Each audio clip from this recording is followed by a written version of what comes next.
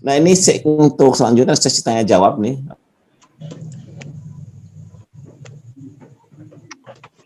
Saya mau bertanya. Ya.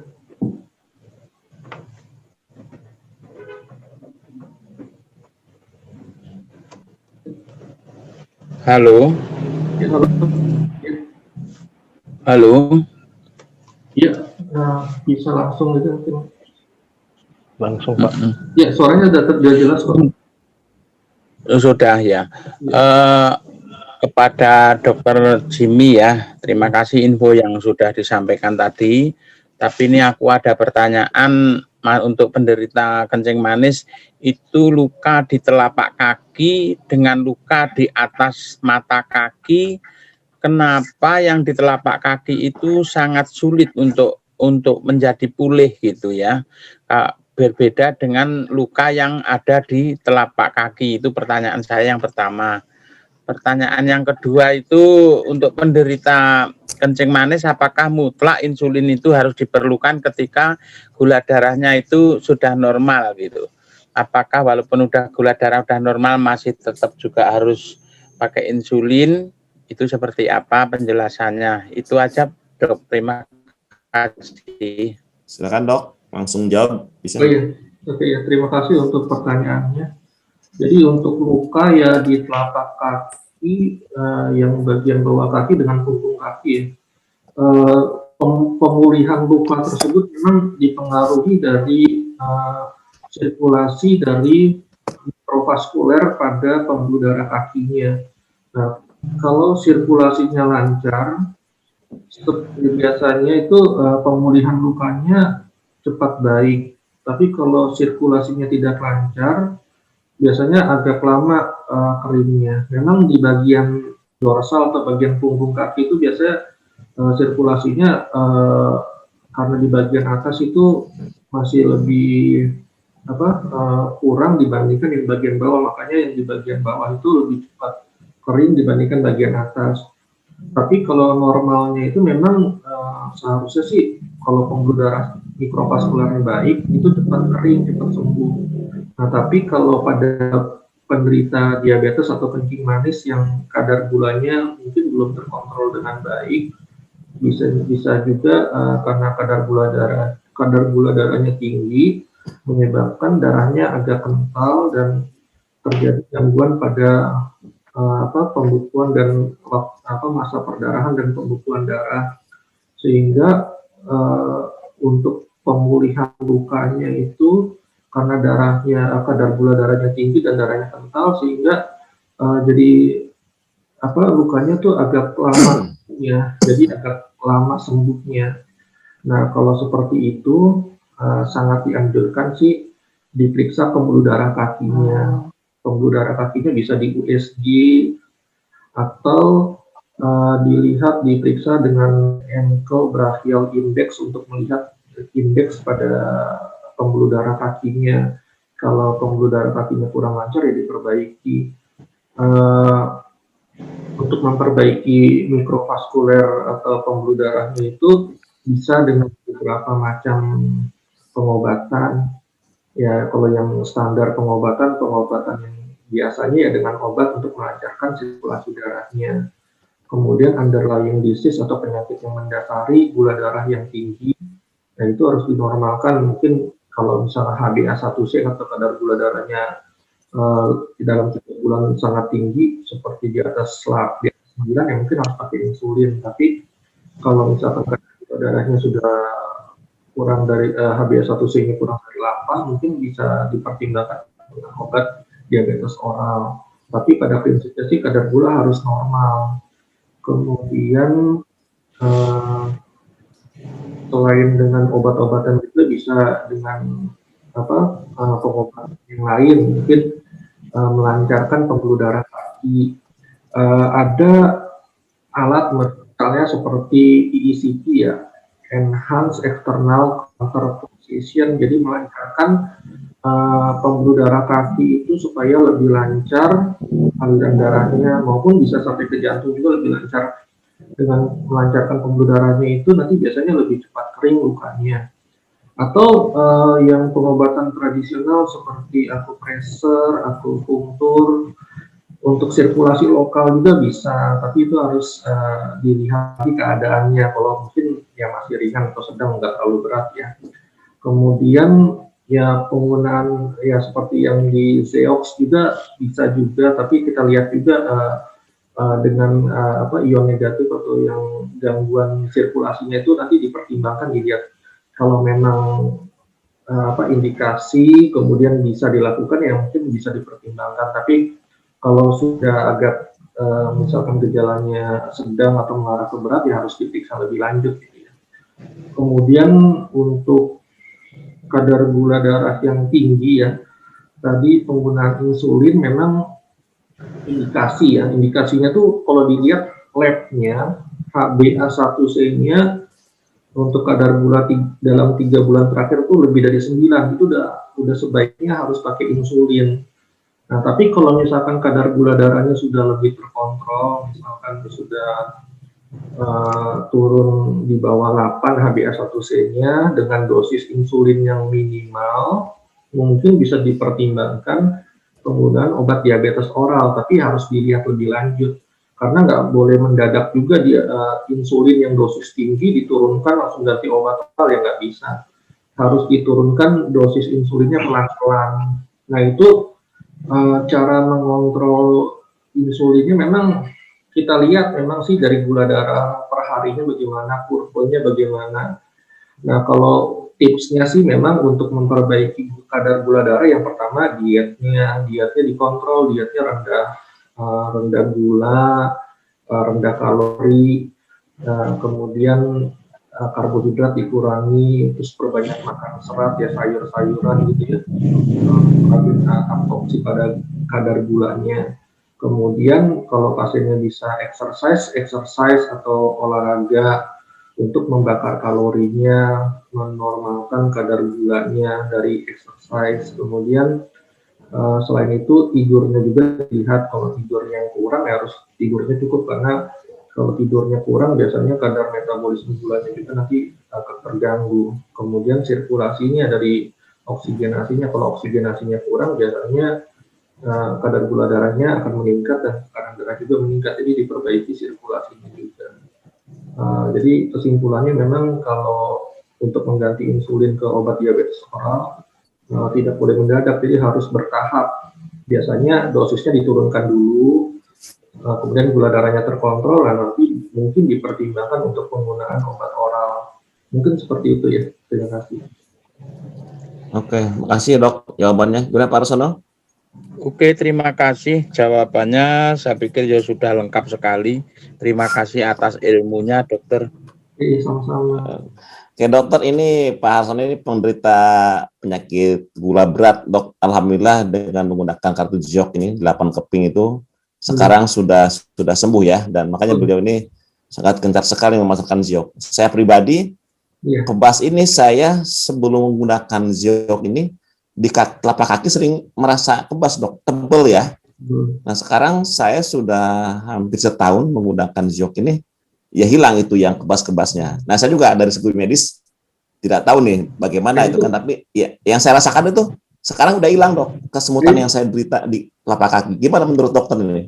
Nah itu saya rasa tuh salah satu peluang juga tuh untuk penelitian yang baru, mungkin bisa dibikin nanti, mungkin kita kalau ada waktu mungkin kita bisa diskusi, kita buat laporan kasus, kemudian nanti dikonfirmasi bikin penelitian, mungkin ya penelitian yang sampel kecil dulu aja, nggak usah terlalu banyak. Jadi yang komunitas yang sudah penggunaan Triox, nanti saya gabungkan yang di klinik saya juga atau di rumah sakit. Kemudian nanti kalau memang hasilnya signifikan, ya bisa dipublikasi itu nanti mungkin bisa jadi salah satu metode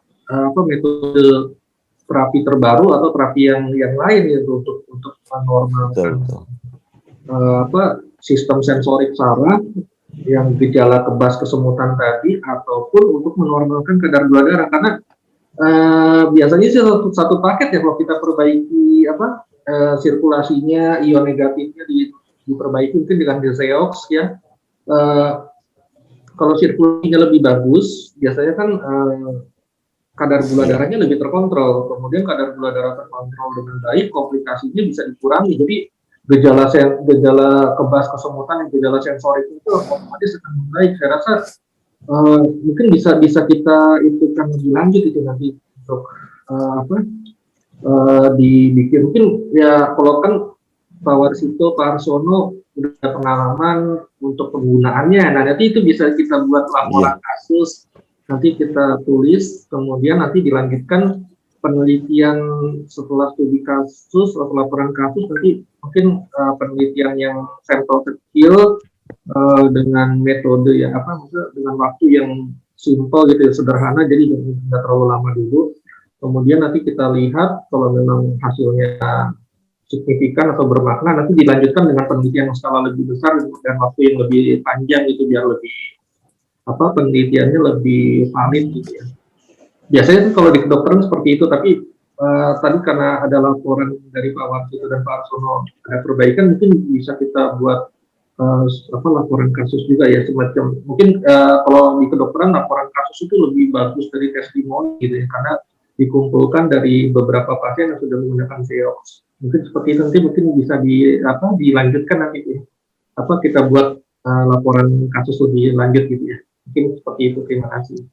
Ya, makasih Dok. Jadi nanti mungkin sekitar pertengahan Februari ini Pak Jun juga mau ke Jakarta juga. Nanti kalau suasana yang mendukung kita bisa ketemuan Dok ya. Iya, boleh.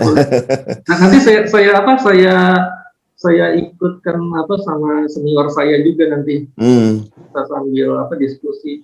Kalau kan kita punya tim juga, jadi untuk penelitian itu lebih bagus sih kalau kita di senternya kita gabungkan gitu. Jadi selain hasilnya lebih valid, jadi orang yang dari tim kita juga dari tim dokter saraf atau perkumpulan dokter saraf itu bisa tahu juga gitu ya. Jadi lebih hasilnya lebih valid, penelitiannya juga lebih jelas gitu, lebih istilah kedokterannya multi center gitu, ada di beberapa tempat. Mungkin nanti bisa kolaborasi dengan Xeox nanti pada pasien-pasien yang ada gejala kebas kesemutan, mungkin ada yang dengan diabetes atau gangguan yang lain, itu bisa diterapi lebih lanjut. Seperti itu ya. Terima kasih. Oke, terima kasih. Halo. Mungkin buat teman yang lain silahkan. Warsito. Halo. Boleh nak. Ya. Warsito. Halo, silakan. Boleh tanya? Boleh lah, boleh. Ini suaranya. Warsito dengan Aib. Warsito. Oh, Kang Aib silakan. Pak Aib dari Riau nih, Dok. Oh iya. Pak Aib silakan. Coba di ini Pak Aib ininya. Kameranya kalau boleh. Nanti Biar dokter bisa lihat. Oh, gitu. Silakan Pak Aib. Oh iya, halo Pak Aib. Dari Riau, Pak. Dari Rawang ini. Iya. Pak Jimmy. Ya, assalamualaikum, Pak. Pak Jimmy. Waalaikumsalam, ya. Waalaikumsalam. Ada yang mau saya tanyain, Pak. Ini kan hasil MRI saya atau MRI saya kan tahun 2014. Saya didiagnosa HNP di cervical dengan menekan radik N, terus HNP torakal T67 dengan menekan N spinalis kiri, terus HNP 545 dan 5S1 tanpa menekan N spinalis. Jadi yang ingin saya tanyakan Pak ya, awalnya dokter Pekanbaru kan menyarankan saya operasi. Cuma saya pengen second opinion sampai saya ke Profesor Eka yang di Siloam, Pak Dokter. Iya. Profesor Eka. Iya. Ya, intinya disuruh berenang. Tapi sekarang ini terakhir-terakhir ini sekarang ini saya merasakan sekarang kepala saya ini sekarang sering sakit bagian belakang. Terus muka ini panas. Muka panas, saya kan juga ada hipertensi juga. Cuman saya kalau makan obat secara rutin tensi normal. Cuman saya ini sakit kepala saya nggak hilang juga bagian belakang sama panas di kepala, sampai juga pun saya cek normal tensinya. Kan saya pakai Amron terus di rumah nih Pak Dokter. ingin saya tanyakan, apakah adanya HNP di leher atau servikal itu bisa mengakibatkan sakit kepala, Pak Dokter? Yang itu yang saya pertanyakan sampai sekarang. Saya ya itu tadi, itu yang saya alami gitu, sakit kepala terus, kepala muka panas. Nah, itu yang saya rasakan. Itu Pak Dokter, itu aja pertanyaan saya. Terima kasih. Oh iya, ya terima kasih untuk pertanyaannya.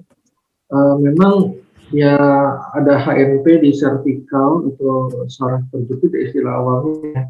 Di bagian servikal itu, kalau servikal atas ya, misalnya di bagian C2, C3, C4, nah itu bisa gejalanya bisa rasa nyeri atau rasa kebas atau kesemutan atau rasa panas di bagian belakang kepala. Nah, kalau misalkan sudah sampai ke yang C2 atau C3, itu bisa sampai ke rasa di kepala bagian depan atau bagian atas gitu, rasa panas juga bisa. Nah, kemungkinan sih memang gejalanya sih memang ke arah sana itu ya, akibat dari HNP-nya. Nah, kalau untuk mengurangi nyerinya, sekarang sih zaman sudah modern ya. Kalau masih ringan ke sedang itu bisa tanpa operasi juga kok sebenarnya. Bisa dengan pen intervensi, bisa di nerve block atau di blok sarafnya, kemudian bisa juga dilakukan radiofrekuensi, ataupun dengan regeneratif terapi pun bisa sebenarnya. Karena kalau memang sih ya, kalau yang dianjurkan bagian bedah saraf yang lain, mungkin yang konservatif yang dulu memang salah satunya operasi. Tapi karena zaman sekarang kan udah modern nih, jadi udah banyak alternatif treatment, maksudnya terapi-terapi yang lain ya. Salah satunya yang instan itu ya dengan pen intervensi tadi. Jadi masalahnya nyeri, kebas, kesemutan ya bisa dilakukan intervensi nyeri. Salah satunya dengan blok saraf tadi, atau dengan radiofrekuensi, atau yang lebih modern lagi regeneratif terapi. Tapi kalau regeneratif terapi biasanya perlu waktu.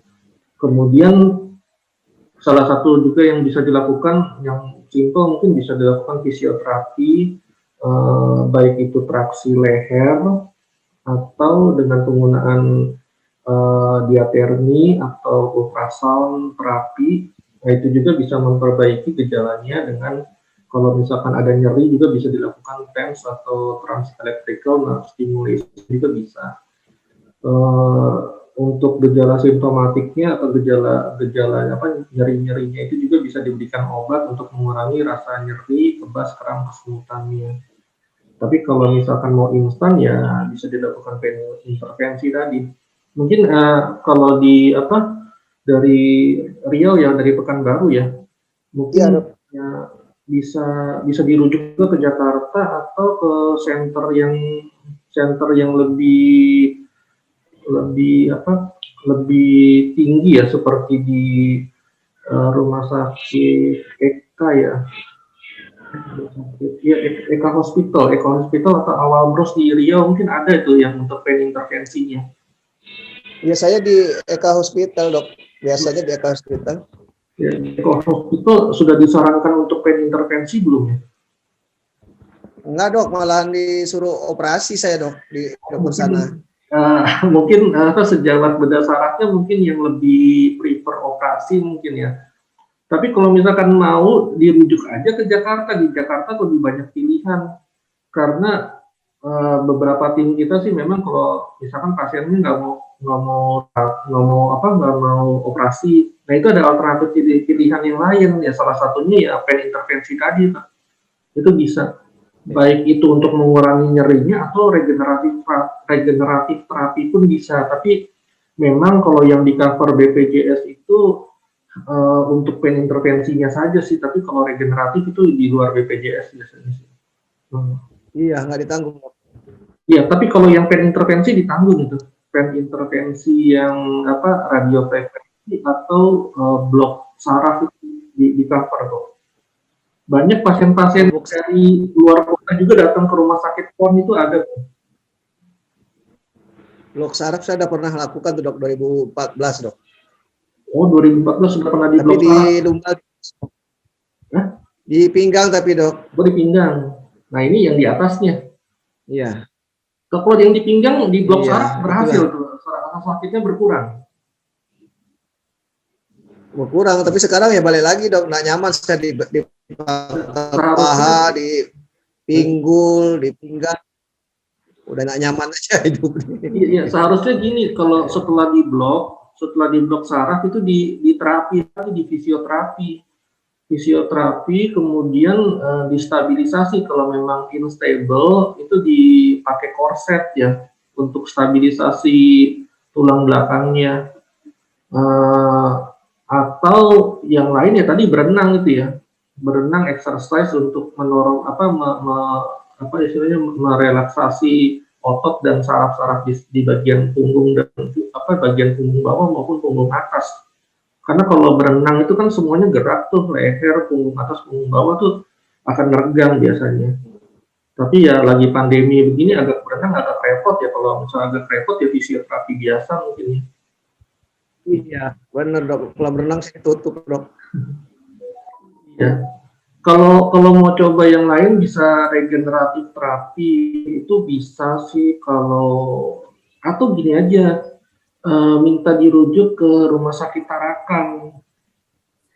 Ke rumah sakit Tarakan nanti ketemu sejawat saya namanya Dr. Yosi. Nah, Dr. Yosi itu bisa melakukan pen intervensi dengan regeneratif terapi. Ya kalau memang pakai BPJS di cover, kalau dari sana mungkin bisa, tapi biasanya memang agak ngantri sih. Kalau mau langsung juga bisa, tapi nanti dilihat aja gitu. Kalau saya pengennya yang ini dok, yang apa nah, yang pakai PLD itu dok, yang operasi kecil itu. Oh iya, itu juga endoskopi. ya. Yang lumbar disektomi. BPJS.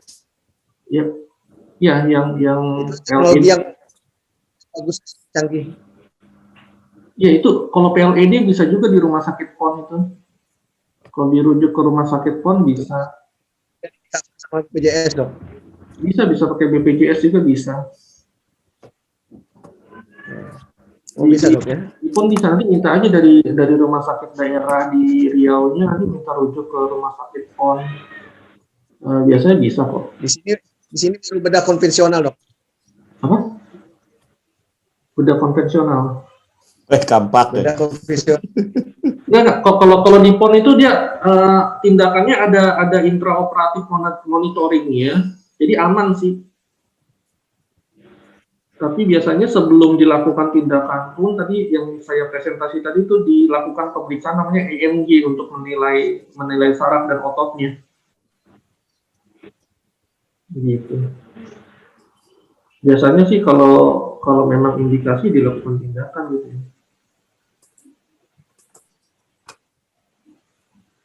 Ya, Pak Ep, Iya. nanti bisa komunikasi lebih lanjut ya.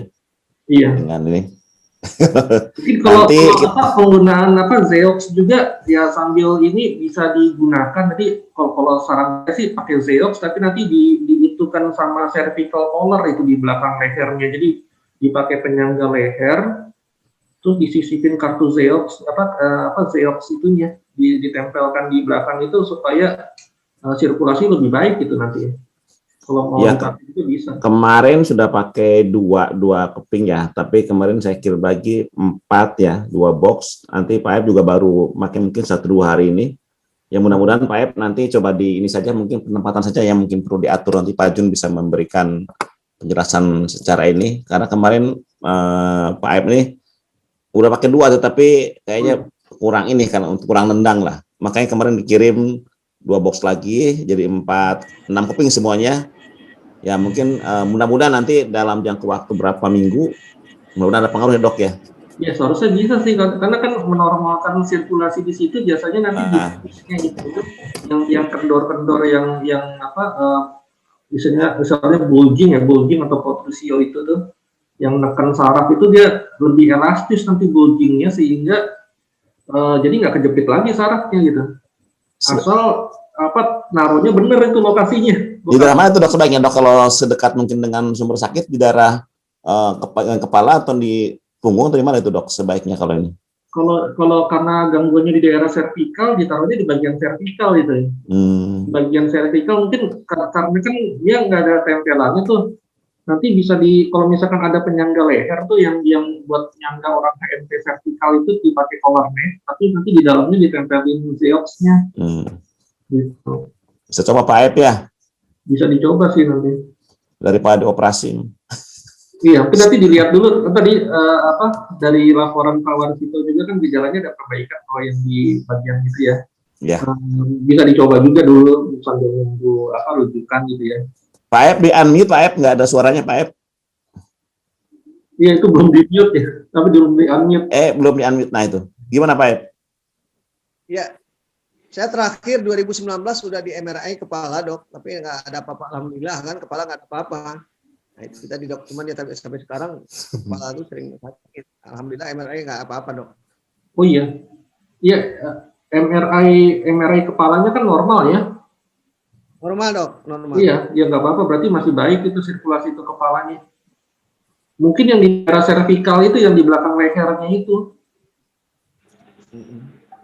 yang perlu dikoreksi yang di lehernya itu.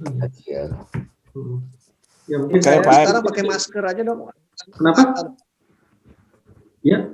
Pakai masker aja, mata itu pun agak lelah, terus bola mata tuh agak berdenyut-denyut pakai masker. Itu kemungkinan karena sirkulasi oksigennya kurang itu ya. Ya kalau pakai masker, kalau lagi itu aja ya interaksi sosial karena lagi pandemi COVID ini ya. Tapi kalau di rumah ya buka masker aja nggak masalah ya. Kenapa? Halo? Putus-putus Pak Aep suaranya. Pakai oximeter saya. Oximeternya? Ya normal nggak? Iya. Normal 98 99 dong. Oh iya 98 99 ya. Jadi kalau oksigen saat aktivitasnya mungkin baik, tapi mungkin mungkin ada pertanyaan nih, kalau misalkan pada saat tidur nih ya, itu sering terbangun di malam hari nggak ya? Ah iya dok, kencing dok.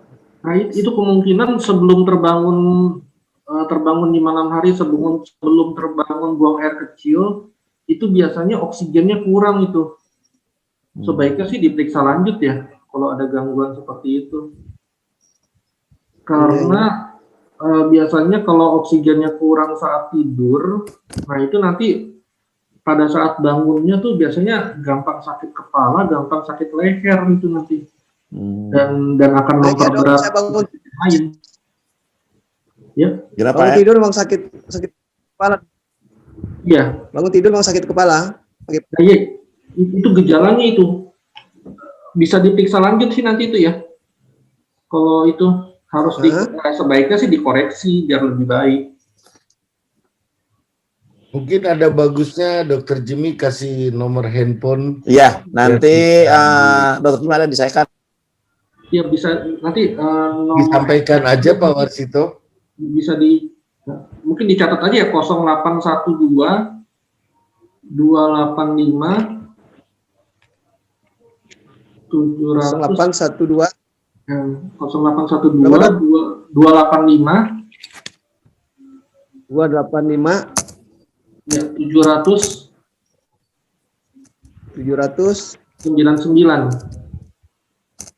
Ya, Oke dok. Bisa di WA juga boleh. Jadi 0812 285 799. Iya. Ya mungkin bisa di WA lebih lanjut ya. Terima kasih dok. Terima kasih. Terima kasih, ini cukup Ya, ini juga nih, detail juga penjelasannya. Terima kasih dok. Iya sama-sama. Ya. Ini sudah jam 9.44 nih, nggak terasa ya karena asik. Oh, iya, nggak terasa. Tanya jawab. Iya. Memang asik dok. Menarik ya. Ini dokter terima kasih nih. Iya sama-sama. Iya. Iya, mungkin ini gimana? Satu pertanyaan atau sudah cukup Pak? Pak Warsito, nanya satu, boleh? Satu nih Pak ini. Silakan satu orang lagi ya ini. Dikit aja ini buat malam Pak Dokter Jimmy. Iya, selamat malam Pak. Dokter Anggi juga ini sekalian mau tanya dok. Ya. Saya kan dengar tadi dokter bicara mau ada penelitian gitu ya. Iya. Kelihatan nggak dok? Iya, kelihatan. Ada PowerPoint tampil ya? Iya, Ada, sudah ada. Ada ya. iya. Ya saya kebetulan nemu ini ya. Sebentar. Saya ketemu ini karena tadi ada Pak Harsono, terus ada Pak Asep, itu kan diabetes parah, terus membaik. Akhirnya saya cari-cari, ketemu ini kan. Yang mau saya tanyakan dok, ini kira-kira kalau saya pakai buat presentasi ini boleh nggak dok itu? Hilang nih. Iya, ini saya lihat sih Nah. bagus ya penelitiannya ya. Dari Jepang ini ya. Ini kan Iya, saya copy aja, saya dapat dari Google, ya kan. Cuman nggak pernah saya pakai sih, takut belum tahu nih boleh nggak gitu kalau untuk presentasi. saya rasa sih bagus ya ini ya. Karena kan dilihat di situ ada perbaikan dari pengaruh ion negatif terhadap metabolisme tubuh, kadar asam laktat dalam darah, pH, deformabilitas sel darah merah, kemudian aktivitas enzim superoksid, dismutase, dan kadar seruloplasmin. Ini meningkatkan metabolisme setelah dia pemakaian sejam ya, itu memperbaiki sel darah merah. Mungkin kalau ada gambarnya memperbaiki dari sel darahnya itu bisa juga tuh ditampilkan gambarnya itu ya. Terus kemudian yang untuk ion negatif dapat mencegah naiknya kadar glukosa, itu mengarah pada diabetes bagi penderita prediabetes.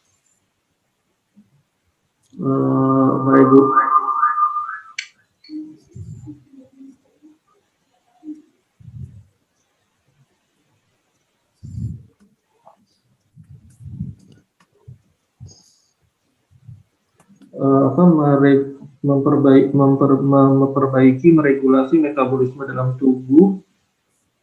Ya, itu juga ya bisa juga ya. Kemudian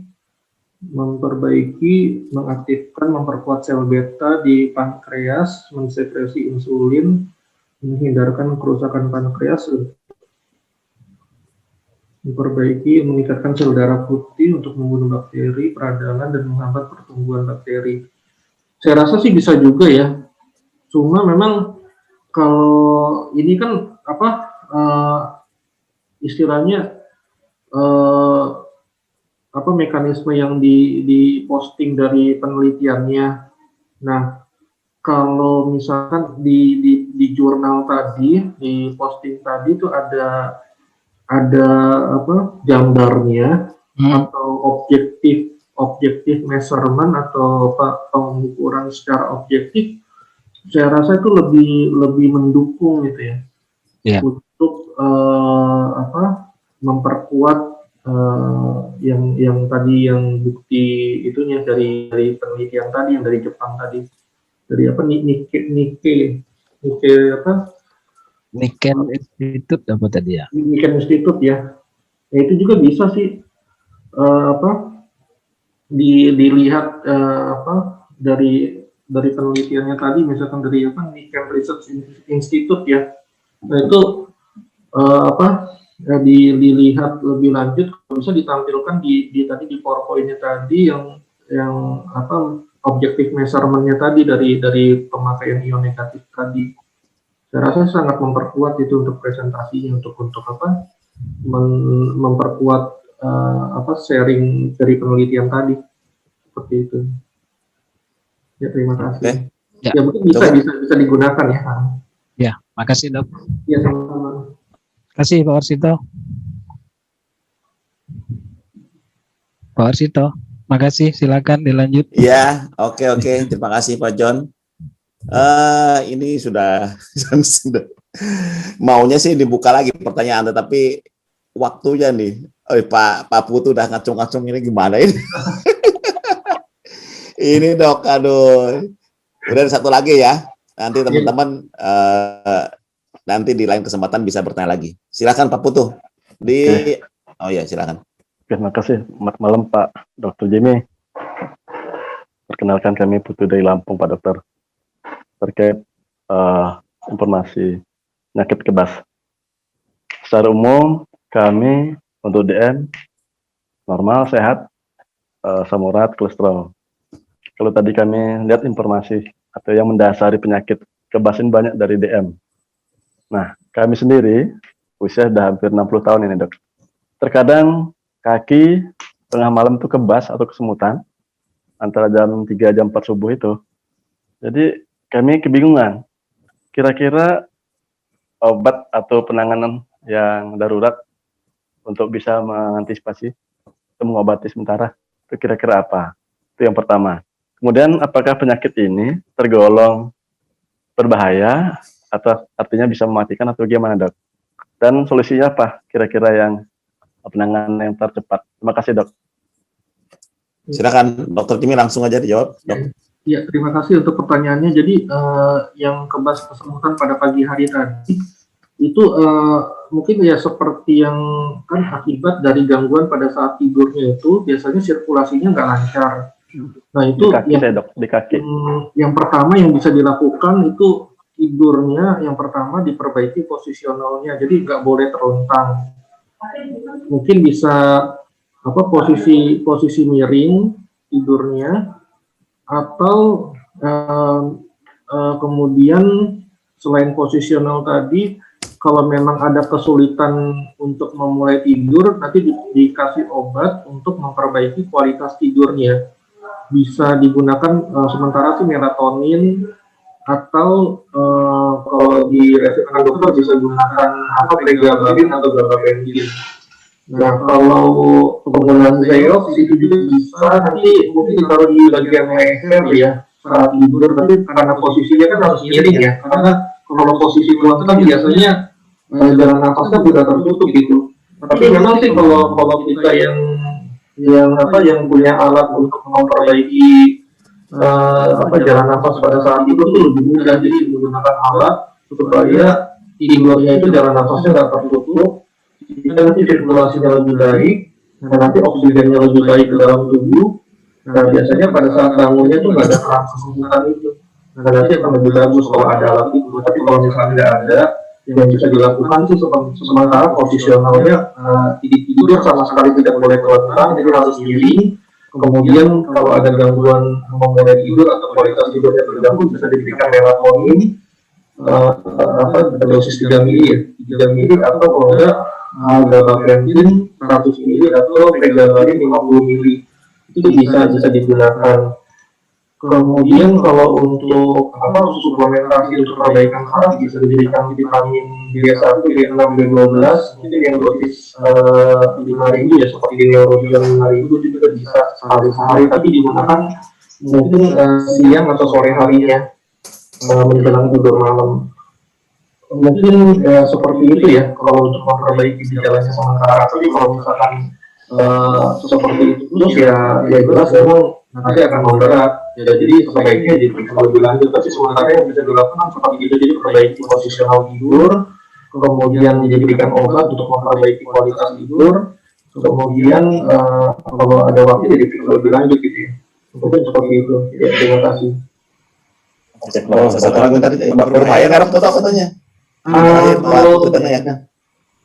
Memang penyakitnya tuh keadaan seperti itu potensi berbahayanya menyebabkan keadaannya bisa lebih berat. Jadi ya memang sebaiknya diperiksa lebih lanjut. Tapi kalau memang keadaannya memang agak repot di sana, ya yang seperti tadi yang bisa dilakukan tadi seperti perubahan posisi tidur, kemudian diberikan obat untuk memperbaiki kualitas tidur. Kalau untuk berbahaya sekali sepertinya belum ya. Tapi kalau memang sudah istilahnya sampai bangun rasanya sakit sekali ya sebaiknya diperiksa, karena ditakutkan tuh nanti bisa lebih berat. Karena kalau ya saya juga punya pasien yang misalnya dia keadaannya sudah lemah, tensinya nggak terkontrol, gula darah nggak terkontrol. Nah kalau penyakit seperti itu dibiarkan nanti kalau sirkulasinya nggak lancar, bisa juga jadi stroke gitu ya. Jadi ya harus diawasi lebih lanjut gitu ya. Kalau dibilang saat ini berbahaya ya masih lampu kuning kalau saya lihat. Jadi potensial berbahaya tapi belum lampu merah. Jadi harus diobservasi. Kalau gejalanya memberat itu sebaiknya langsung segera diperiksa. Kalau saat ini yang mungkin sebaiknya ya kalau misalkan ada repot pergi, ya tadi bisa dilakukan langkah-langkah yang tadi saya jelaskan tadi, itu seperti perubahan posisi tidur, perbaikan kualitas tidur, perbaikan lingkungan tidur, supaya tidurnya lebih baik, nanti biasanya bangunnya lebih fresh. Mungkin seperti itu ya. Terima kasih. Oke, makasih dok ya. Sudah cukup jelas Pak Putu, tinggal dilaksanakan itu konsepnya. Untuk nama Bapak ada di layar ya tadi itu Pak? Nama Bapak ada nggak di layar tadi? Bisa di screenshot kalau bisa. Nggak ada. Nggak ada ya? Itu wakil STM Pak. Oh gitu ya. Oke, makasih Pak. Makasih Pak. Oke, makasih ya Pak Putu. Laporan ada di mall juga ada kok. Ada ya? Laporannya di Guardian atau di yang toko-toko. K24 ada nggak? K24. K24 mungkin ada. Ya, laporannya di Israel. Melaporkan ada. Ya. Oke, makasih Pak Putu. Dr. Jimmy ini sudah cukup jelas penjelasannya ya. Ini saya tidak membuka lagi pertanyaan karena tidak akan selesai. Dr. Jimmy juga masih tugas. Dok, nanti lain waktu kita ketemu lagi. Terima kasih atas materi yang disampaikan dan jawaban-jawaban yang teman-teman tadi menanyakan.